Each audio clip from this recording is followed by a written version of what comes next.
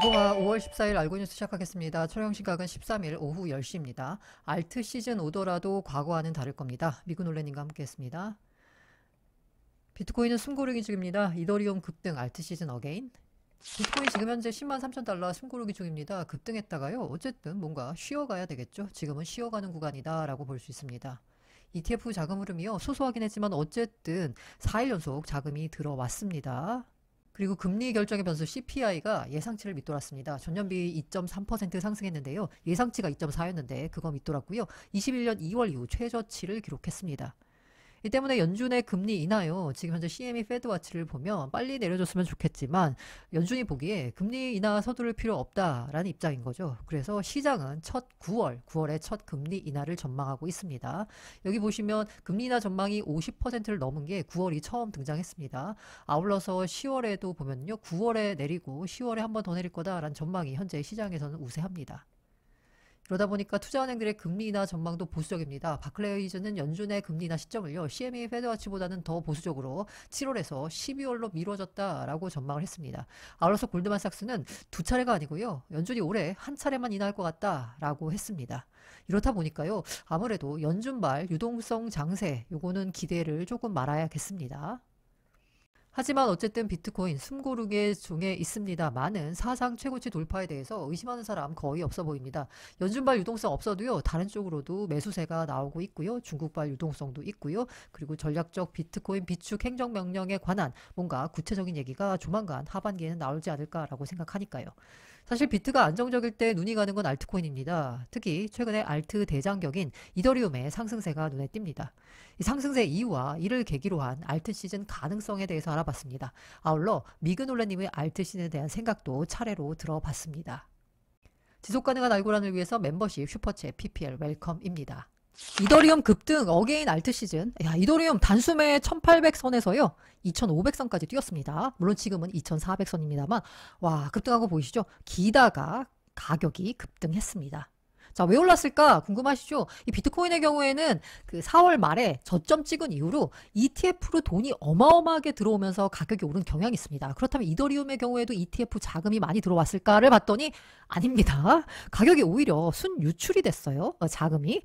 그래서 이게 보시면요. 이 처음에 출발할 때 이더리움 ETF가 승인될 때 이 펀드가 갖고 있었던 시드머니가 있거든요. 보시면 시드머니가 1000만 달러 정도 블랙락의 경우에는요. 그리고 여기 보시면 그레이스케일 이더리움 신탁 있잖아요. 요게 갖고 있는 걸 그대로 전환했기 때문에 요 신탁이 갖고 있었던 돈, 시드머니로 갖고 있었던 게 바로 그레이스케일 이더리움 ETF입니다. 여기 보시면 91억 9,900만 달러 정도가 돼요. 그러니까 한 92억 달러 정도를 시드로 들고 있었던 거예요. 그러니까 그레이스케일 이더리움 ETF는 시드머니가 이렇게 이제 많았던 거고, 여기 보시면 시드머니 자체가 뭐 이게 그레이스케일 신탁이 들어가 있기는 하지만 어쨌든 102억 달러가 넘었습니다. 그런데 한번 보시겠어요? 그래서 지금 현재 이더리움 ETF가 현재 갖고 있는 자산은 얼마일까? 합쳐보시면 24억 8,790만 달러예요.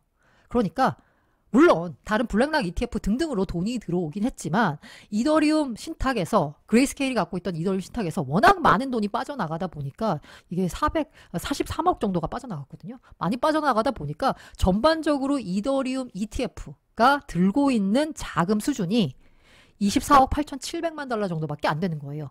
처음 ETF가 승인됐을 때가 102억 달러였는데, 그러니까 ETF는 사실상 이더리움 상승에 별로 도움이 되지 못했다라는 겁니다.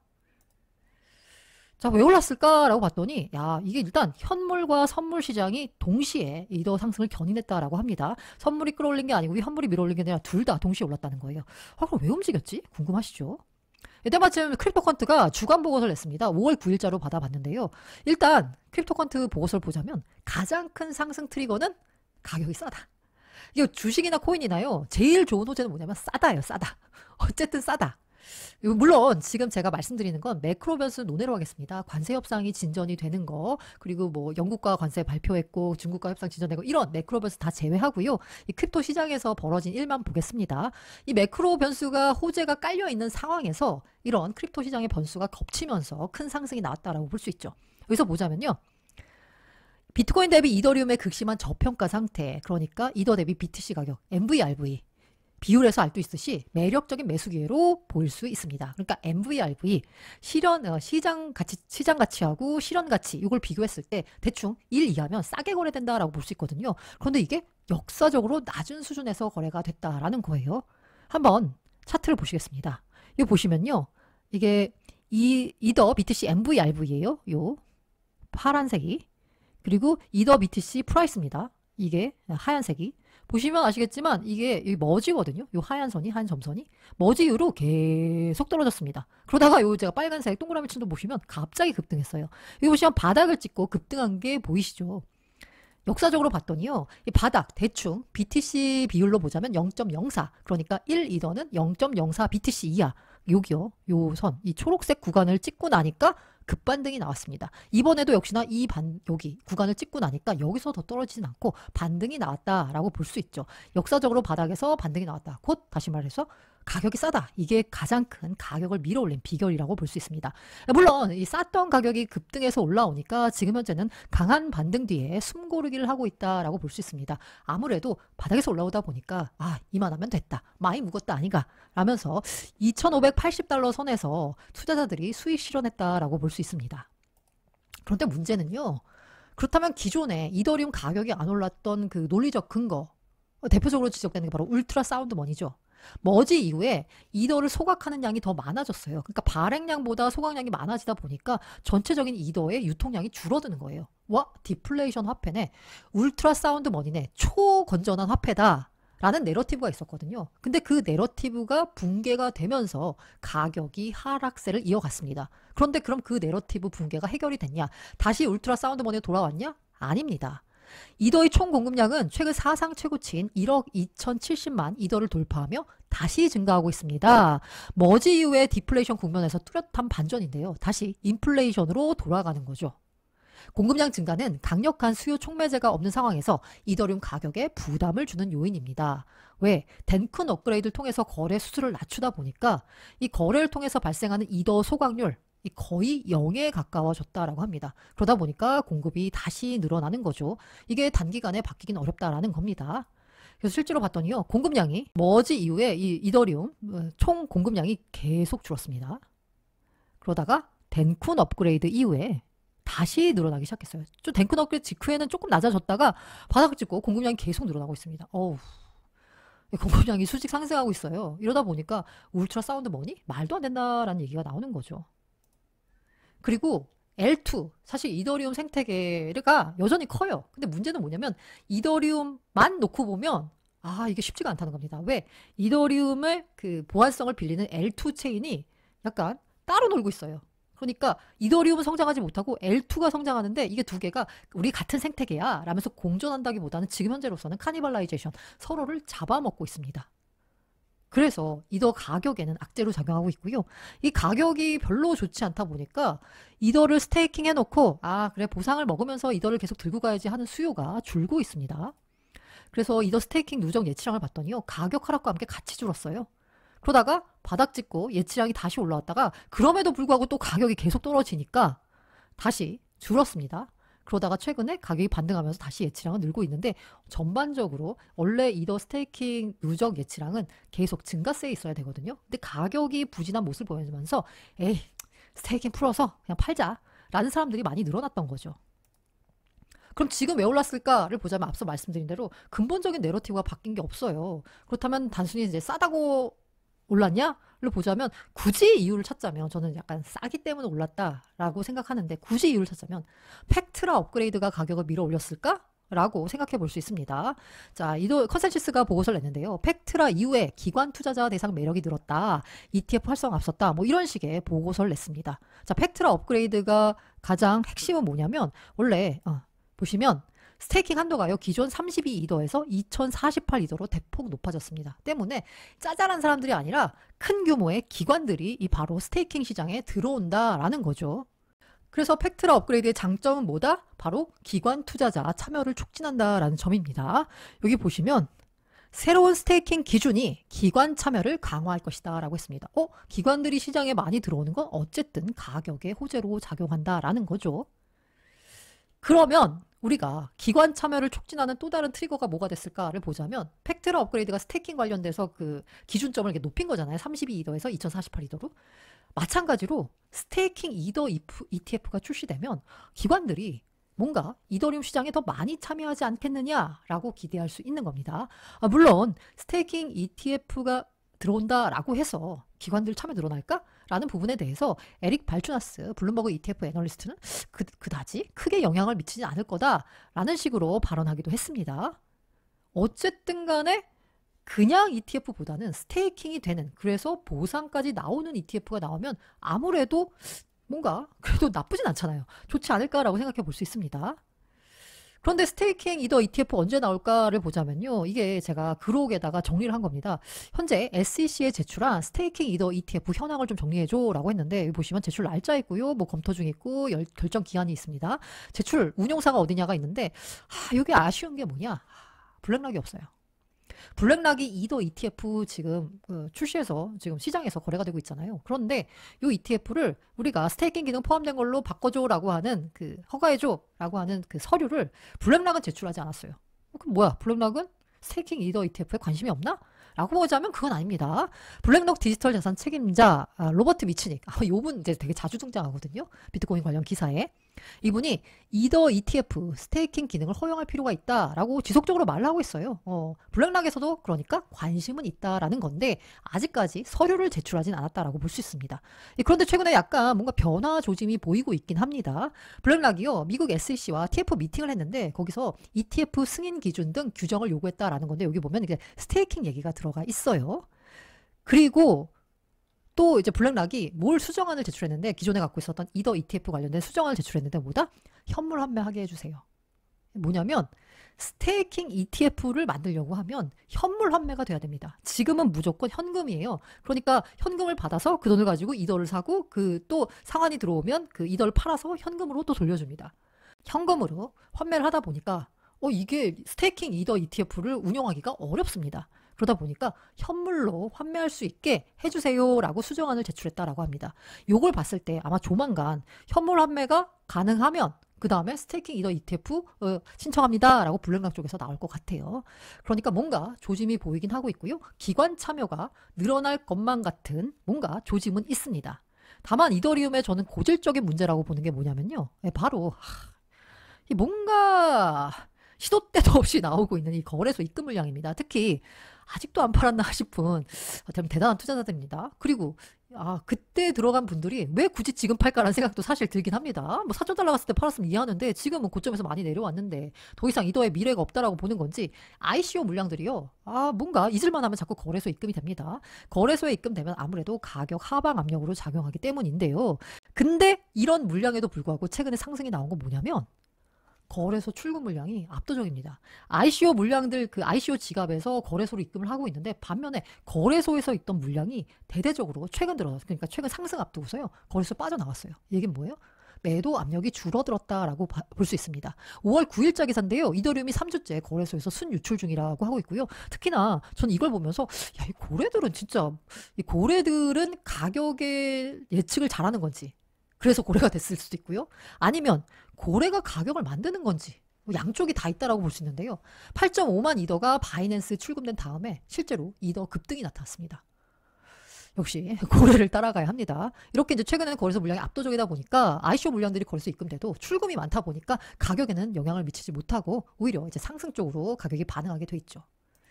그래서 지금 이더리움 보자면요. 무엇보다 시장 분위기 좋습니다. 이더리움에 대한 센티멘트 강하죠.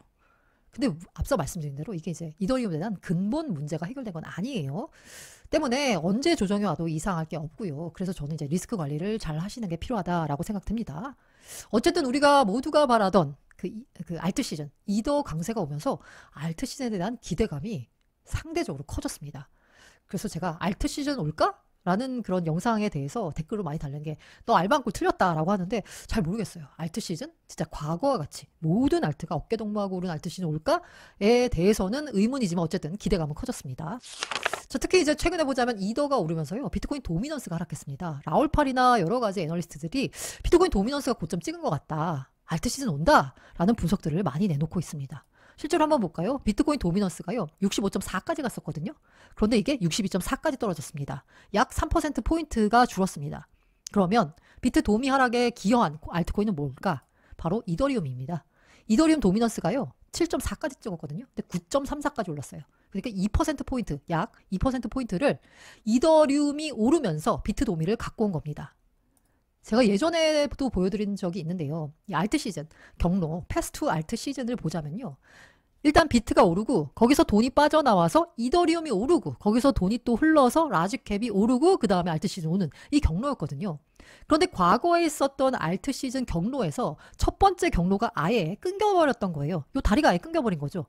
이더가 올라야지 알트 시즌이 오는데 이더가 오르질 않고 비트코인 대비한 가격은 연일 저점을 경신하니까 이거 알트 오겠어? 라는 생각이 들었던 거죠. 그런데 이번에 이 경로가 다리가 놓여졌다?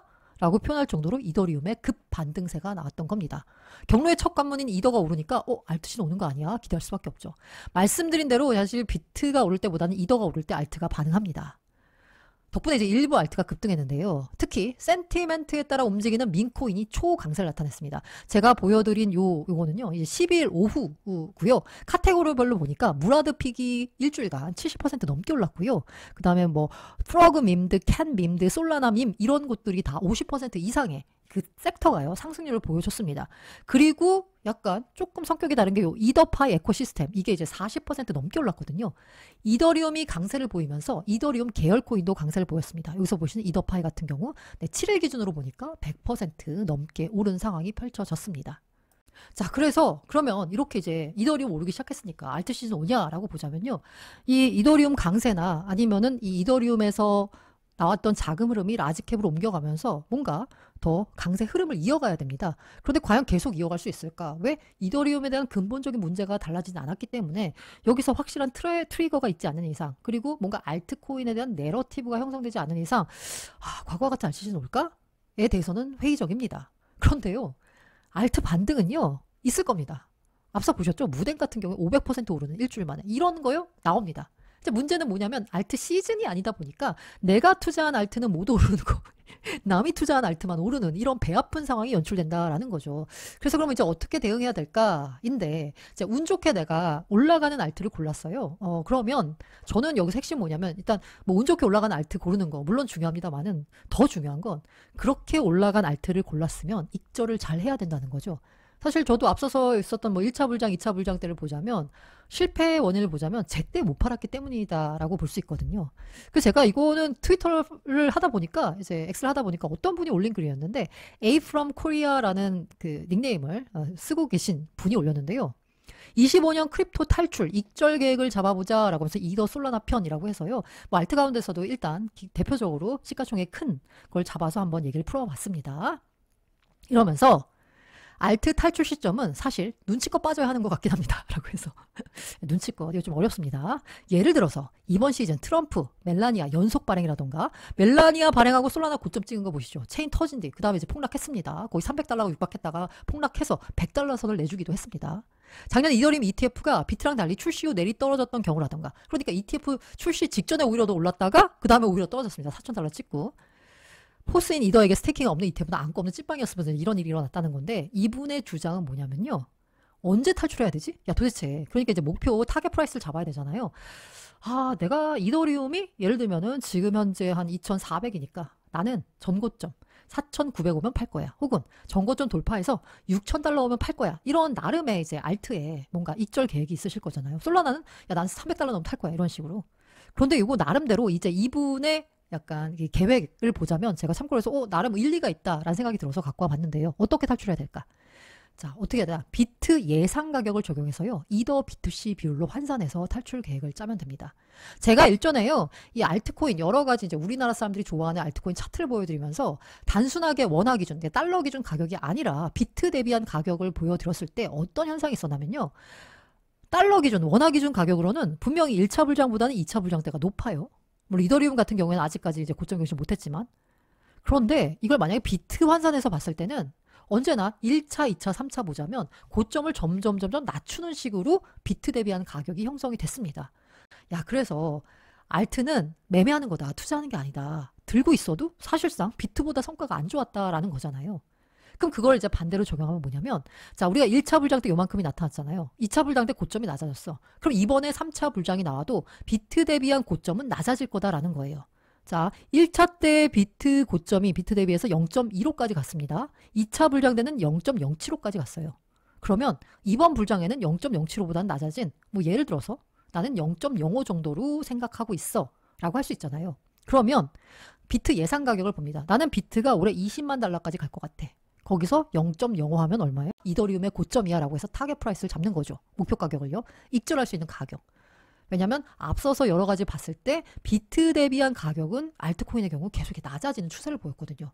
물론 아닐 수도 있지만 일단 안정적으로 익절하려면 그렇게 올해 비트는 나는 뭐 15만 달러 갈 것 같아. 20만 달러 같아. 30만 달러 같아. 하고 약간 이번에는 예를 들면 지금 0.07인데 나는 뭐 이더는 0.06까지 갈 것 같아. 라고 하면 12,000달러인가? 네네. 그럼 이제 그런 식으로 정리를 해볼 수가 있는 거죠. 솔라나도 마찬가지입니다. 솔라나 보시면요. 이게 분명 달러 기준으로 보자면요. 1차 불장보다 2차 불장, 이번에 아까 기록했던 그 거의 뭐 300달러에 육박했던 요 가격이요. 이게 더 높아요. 하지만 비트 대비한 걸로 보자면 역시나 낮아졌습니다. 자, 비트 대비해서 보자면요. 1차 불장, 그러니까 2차 불장이죠. 솔라나 기준으로 첫 번째 나타났던 그 불장이 0.004를 넘었어요. 그런데 이제 여기 지금 불장을 보니까 0.003에 못 미칩니다. 그러면 이제 이번에 나타나는 불장에는 얼마가 갈까 보면 아까 여기서 기록했던 그 0.03 정도는 가겠지 라고 생각하시면 거기다가 비트 가격을 곱하면 바로 솔라나의 익절 가격이 나온다라는 생각이 듭니다. 제가 이렇게 말씀드리는 이유는 뭐냐면요. 저는 알트 시즌이 와도 모든 알트가 어깨동무하고 오르는 그런 시즌은 안 올 것 같다라는 거고요. 그런데 투자할 때 어떤 알트가 갈 것 같아라고 하면 사실 잘 모르죠. 뭐가 갈지 모르겠습니다. 뭐 한 가지 확실한 건 저는 미제 코인이 간다 이런 말씀을 늘 드렸고요. 그런데 알트 투자에서 제일 중요한 건 뭐다? 익절입니다. 언제 팔아야 되느냐. 무조건 무작정 들고 있다가는 사실 먼지가 되는 경우가 많거든요. 이 알트를 팔 때 무슨 기준을 세우면 좋을까? 비트 대비해서 얼마까지 갈까를 생각을 해본 다음에 거기다가 예상 비트 가격을 곱해서 알트 익절 가격을 정하신 다음에요. 이캉홀입니다. 익절은 무조건 옳습니다. 투자 잘 하시길 바랍니다. 미그놀레님이 알트 시즌 관련된 주제를 준비해 주셨다고 하니까 미그놀레님의 의견이 궁금합니다. 알트 시즌 올까요? 알트 사이클이 온다라고 물어보시면 저는 그냥 비트코인 사이클이 끝나지 않았다면은 알트코인 사이클이 온다고 생각을 합니다. 어떻게? 잠깐만. 이걸 잠깐 잘 해석해야 되는데 네. 비트코인 사이클이 끝나지 않았다면 알트 사이클 온다잖아요. 네네. 근데 앞서서 미그놀레님이 비트코인 사이클 이제 안 맞는다라고 하지 않으셨어요? 네, 그래서 이것도 설명을 드려야 되는데, 네네네. 네, 이것도 똑같아요. 그러니까 과거에 이랬으니 이랬다라는 사이클 관점에서 비트코인을 맹목적으로 접근을 하면 안 된다고 아까 말씀을 드렸는데, 네네. 알트코인도 똑같아요. 그리고 알트코인이 과거와 다르게 너무 섹터별로 많아졌어요. 저도 그래서 끝나지 않았다라고 생각을 하는데 알트코인이 너무 많아졌기 때문에 예전처럼, 예전에는 이제 비트코인이 오르면 어느 정도 횡보장에 순환을 하면서 알트코인이 오르는, 그게 사실 정답이었거든요. 네네. 그냥 모든 알트코인이 사실 올랐어요. 그래서 오히려 조금 리스크를 감안을 하더라도 알트코인을 투자를 하는 사람이 큰 돈을 버는 사람들이 많았다. 그쵸. 근데 희망했잖아. 그죠. 근데 이제는 알트 사이클이 와도 내가 투자한 알트코인이 무조건 오를까? 라는 생각을 해야 될 시점이긴 해요. 너무 많기 때문에. 그리고 정석적으로 알고 있는 비트코인 도미넌스가 지금 도미넌스 엄청 많이 올랐거든요. 65%. 그러니까, 네. 도미넌스가 이만큼 올랐으니까 이제 다음은 알트코인이다. 이게 순환의 흐름이거든요. 근데 맞아요. 맞는데 이것만 믿고 이제 아무런 알트코인을 투자를 하다가는 사실 좀 큰일이 날 수가 있다. 리스크 관리를 해야 된다. 그래서 이것도 이제는 제가 비트코인도 무조건 과거 사이클대로 흘러가지 않는다라고 말씀드린 것처럼 조금 더 세부적인 분석이 들어가야 된다. 개별적으로. 그리고 지금 제가 분석하는 것처럼 유동성의 흐름이나 다양한 고래들 흔적이 들어가야지 리스크 관리를 잘하고 할 수 있지 않을까. 그래서 마지막으로 좀 데이터, 지금 알트 사이클이 올까라는 관점에서 저는 이 데이터를 좀 보여드리고 싶어요. 단기 홀더들의 축적 분배 데이터라고 보시면 됩니다. 비트코인에 대한 거요? 네. 그래서 이거는 신규 유동성이죠. 단기 홀더니까 신규 유동성이라고 보시면 되는데, 자, 일단은 첫 번째로 지금 사이클이 끝나지 않았다라는 이것도 얘기가 될 수가 있는데, 자, 검정색은 가격인데 가격 상승과 단기 홀더 유동성이라고 표현하겠습니다. 이 유동성이 같이 우상향을 해요. 이게 약간 단기 홀더들은 약간 가격이 오를 때 산다는 얘기네요. 네, 그렇죠. 네, 그래서 이렇게 올라가거든요. 푸근해. 근데 여기서 또 핵심이 뭐냐면 네. 아까 제가 2020년도 마지막에 정점에서 그 고래 개체는 탈출을 하고 있다, 팔고 있었다라고 말씀드렸잖아요. 네, 네. 이것도 똑같아요. 가격 신규 유동성은 정점을 찍고 있는데 가격은 한 번 더 올라가는데 네. 신규 유동성은 줄어들어요. 네. 이게 뭐냐면 어. 시장에 새로운 유동성은 없는데 기존에 고여있던 유동성에서 돌고 도는 거죠. 아. 여기서 아마 알트코인의 불장이 올 겁니다. 그쵸, 그쵸, 그쵸. 그러니까 기존 신규 유동성이 없고 비트코인으로 들어온 유동성이 탈출하기 전에 알트코인 한 번 더 올리고 빠져나가는. 그러니까 핵심은 네. 그 알트코인의 유동성은 결국 비트코인에서 온다는 거잖아요. 그렇죠. 네네네. 그래서 똑같아요. 여기도 가격 정점이 오기 전에 이미 피크를 찍었고요. 그리고 줄어듭니다. 여기 구간이 알트코인 사이클이 되는 거고 여기도 마찬가지고요. 근데 지금은 일단 첫 번째로 가격이 올라가는데 유동성은 점점 줄어들고 있지 않아요. 올라가고 있죠. 작년 3월 그리고 올해 1월 달 보시면 유동성이 줄어들고 있지는 않습니다. 그러니까 초록색 부분이라는 거죠? 네, 초록색 부분. 네네네. 줄어들고 있지는 않은데 그래서 아직까지 추가 상승 가능성이 열려 있고 지금 유동성이 없는 게 아니고 만약에 이제 가격이 제 생각대로 올라간다고 가정을 했을 때 2020년도나 2017년도처럼 가격은 올라가는데 유동성이 줄어드는 사이클이 보인다. 그때가 아마 알트코인 사이클이 본격적으로 올 시점이고 이자 시장이 거의 정점에 다다르지 않을까. 사람들이 좀 환희하는 구간이 되겠죠. 당연히 알트코인이 오르면은 신규 투자자나 많은 일반 투자자들이 좋아하실 거기 때문에 네네네. 그 시점이 아마 거의 이제 끝이지 않을까 라고 생각을 합니다. 그래서 네. 올 것 같으세요? 네, 올 것 같습니다. 아, 그래요? 그러면 알트 시즌 온다라고 보시는 건가요? 네, 알트코인 시즌 오는데 모든 알트코인이 오를 것 같진 않다. 이렇게. 그러면 여기까지 보시는지 모르겠는데, 이건 뭐 구체적인 질문이라서 답하기 어려우시면 안 해주셔도 되는데, 아까 모든 알트가 오르지 않을 거다. 게다가 이제 sek터가 너무 많아졌다라는 말씀 주셨잖아요. 네네. 좀 약간 이 알트 시즌이 왔을 때 유망하다고 생각하시는 특정 알트나 섹터가 있으세요? 이거는 사실 저는 알트코인 투자를 안 해서. 알트코인 투자는 안 하세요? 네, 안 하고 있습니다. 안 해서. 저도 이거는 뭐 전문적으로 설명을 드리지 못하는데, 결론적으로 저는 레이어 1, 이 기존에 있었던 레이어 1 섹터가 회복력이 빠르지 않을까. 지금 이제 이 데이터는 알트코인을 섹터별로 분류해서 가격이 어느 정도 움직임이 나타나는지를 알려주는 거거든요. 지금 이 노란색이 레이어 1. 레이어 1 섹터? 레이어 1 섹터고. 저 파란색 선은 뭐예요? 비트코인입니다. 비트코인 가격은 약간 조정받았는데 레이어 1 섹터는 완전 큰 폭의 조정을 받았네요. 네, 그래서 이제 여기서 민코인 섹터를 한번 볼게요. 민코인? 아이고야, 민코인. 네, 그렇죠. 네. 야, 민코인은 오히려 약간 뭐랄까, 불장 시작하기 전보다도 전체적인 시가총액이 더 내려왔네요. 맞아요. 네. 차이가 있죠. 와. AI 한번 볼게요. AI 섹터. 네. AI 섹터도 출발 전과 비슷한 수준까지 내려왔네요. 네, 맞아요.